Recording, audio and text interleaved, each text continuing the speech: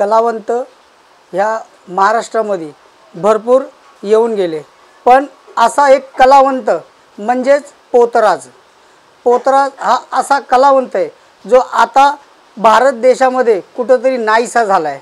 म्हणून गावाखेड्यामध्ये पोतराज जर शिवावरती जरी दिसला तर त्याला घरी घेऊन जाऊन त्याची वाकी पुजण्याचं असं कार्य लोक पहिले करत होते, पण आज कुठंतरी पोतराज कलावंत भरपूर कम दिसतो। मला भेटली गंगात हिरवी कंजोळी अंगात मोती भरले भांगात तालका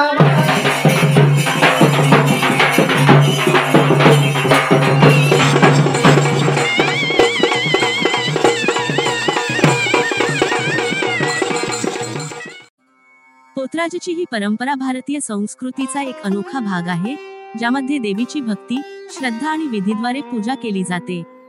पोतराज हा भारतीय सांस्कृतिक वारशाचा एक महत्त्वाचा भाग आहे। भारतात, विशेषतः महाराष्ट्र आणि दक्षिणेकडील काही भागात एक समुदाय आढळतो।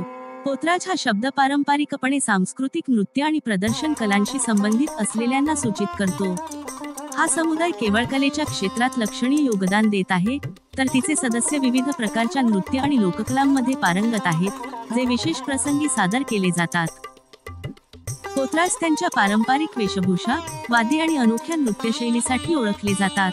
पोतराज हे प्रामुख्याने वरखेडची लखाबाई किंवा मर्याई देवीच्या भक्ती आणि सेवेशी संबंधित आहे। पोतराज हे देवीचे निस्सीम भक्त मानले जातात आणि समाजात ते एक प्रकारचे पुजारी किंवा देवीचे सेवक म्हणून भूमिका बजावतात। त्यांच्या पूजा पद्धती आणि विधी विशेषतः ग्रामीण भागात होतात। पोतराज आपली निष्ठा आणि देवीची भक्ती दाखवण्यासाठी कोरडा मारण्यासारख्या विधींच्या वेळी स्वतःला शारीरिक वेदना देतात। हे विधी खास प्रसंगी, जसे की गावातील जत्रा, मंदिरात किंवा इतर धार्मिक प्रसंगी होतात। त्यांची भक्ती कधीकधी कठोर असते, ज्याला ते देवीचं वरदान मानतात। परंपरेने पोतराज भटके जीवन जगतात आणि देवीची सेवा करण्यासाठी वेगवेगळ्या गावांना आणि शहरांना भेट देतात। ते सहसा भिक्षा मागून आपला उदरनिर्वाह करतात, परंतु सध्याच्या परिस्थितीवर नजर टाकल्यास पोतराज परंपरा नामशेष होण्याच्या मार्गावर आहे। हे वाचवण्यासाठी महाराष्ट्रातील जिल्हा, तालुका, गावागावात विविध पोतराज संघटनांकडून बैठका घेतल्या जात आहेत।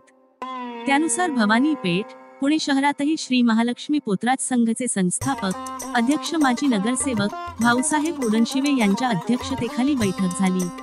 बकर कापणारा एखादा मुलाने असतो, त्याच्या हातात सुरी असते आणि ती हा आम जनता बघत असते।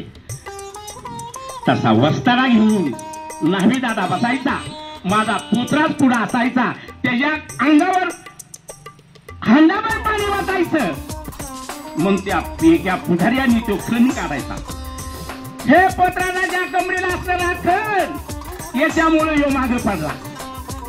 ज्यामध्ये सर्व पोतराजांनी आपापल्या समस्या मांडल्या, सोबतच पोतराज परंपरा भविष्यात कशी जपली जावी आणि शासन, प्रशासनाच्या माध्यमातून कोणत्या सुविधा दिल्या जातात आणि त्यांच्या मागण्या कशा पूर्ण कराव्यात यावर चर्चा करण्यात आली।